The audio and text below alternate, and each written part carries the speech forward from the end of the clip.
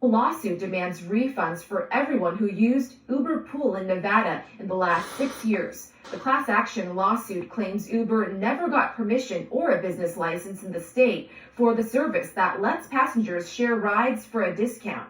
Uber did not respond to a request for comment.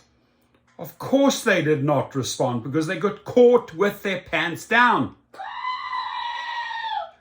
Nothing new here. Breaking the law, circumventing the law. Welcome, enemy number 2, Tony West. You're doing a good job, but it always catches up to you. You see, when they think they've made progress, when they think they have out-bullshitted cities, out-bullshitted drivers, it catches up in form of a class action lawsuit. A class action lawsuit demands refunds for all passengers who used Uber Pool in Nevada in the last 6 years. Can you imagine how many pool trips they have done in Nevada in 6 years, right? That goes into the millions and millions of dollars, right? Alleging that the carpool service should not have been allowed in the state, right? The law does not allow it. The lawsuit filed Tuesday in Clark County District Court alleges that Uber never obtained permission or a business license in Nevada for the service that allows passengers to share discounted rides with other users. My guess is other cities, other states are going to learn from this and also file their class action lawsuits, because they don't care about the laws. Remember, Uber writes its own laws and then gets dragged into court later, right?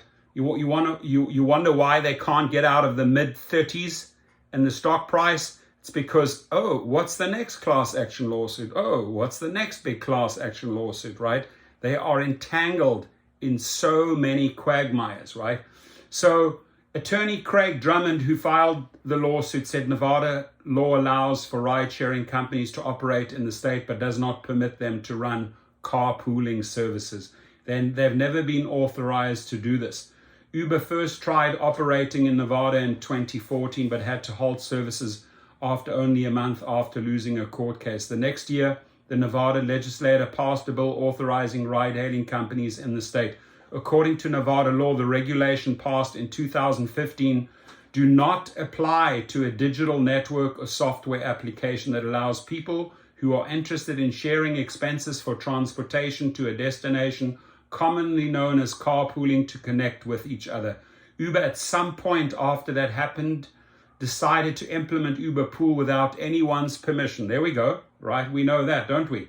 The company should be able to refund anyone who has used Uber Pool in Nevada, the suit alleges, because user information is kept and stored in Uber's electronic database. That is correct. Uber did not respond to request to comment sent on Thursday.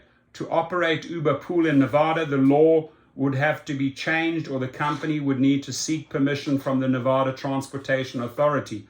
According to a copy of December 14 letter from the agency obtained by the Review Journal, the Nevada Transportation Authority was not aware of any approvals ever being granted to Uber for carpooling services.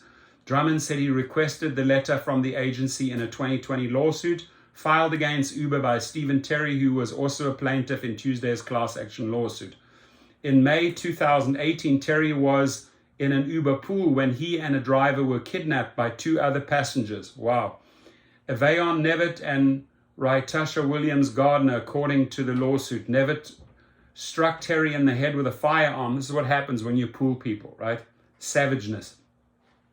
According to the lawsuit, Nevitt struck Terry in the head with a firearm, forced the Uber driver onto a highway towards Arizona, and shot at passing semi-trucks while near the Hoover Dam, the lawsuit. Nevitt pleaded guilty to kidnapping, aggravated assault, and theft of means of transportation. A judge in Kingman, Arizona, sentenced him in April 2019 to 20 years in prison, while Williams Gardner was sentenced to 7 years and 6 months.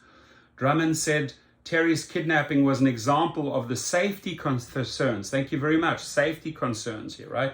Inherent in Uber Pool. If the carpooling service was properly licensed, Drummond said, then the legislature or the Nevada Transportation Authority could impose safety precautions. That's what we're fighting for, safety precautions. But Tony West believes he can go around all safety precautions, right? So we need to slap you down, Tony West. We need to slap you down Dara Koshashawi, and bring you back to reality here, how it works in the real world. It's a safety concern when you put random people together in vehicles, Drummond said. Thank you. And all drivers can relate to this. So if you want to say something, if you have a story, why not email Caitlin Newberg? It's underneath there. Newberg is KNEWBRG at reviewjournal.com. Why don't you share your horror story, your Uber horror story, so that they can add or do a follow-up. I'll also shoot Caitlin a message. Thanks very much. This is powerful news. Why do I say that? Because it puts the pressure on Uber to now, if they want to do pool trips, and all the cities and states should follow, show us what type of safety precautions you put in place. Because someone in the car with a gun beating another pool rider just doesn't cut it, right? And as I've said many a times before, these thug CEOs will sleep with anyone, with any pedophile, with any rapist, with any carjacker, with any murderer, with any assault, domestic violence abuser, you name it. They'll take $1 from everyone. So it's people like Drummond that try to put an end to this. Thank you very much, Mr. Drummond, for calling the scum out, this Uber trash executive team out, suing them, and let's see how they correspond to your lawsuit. Your comments, please.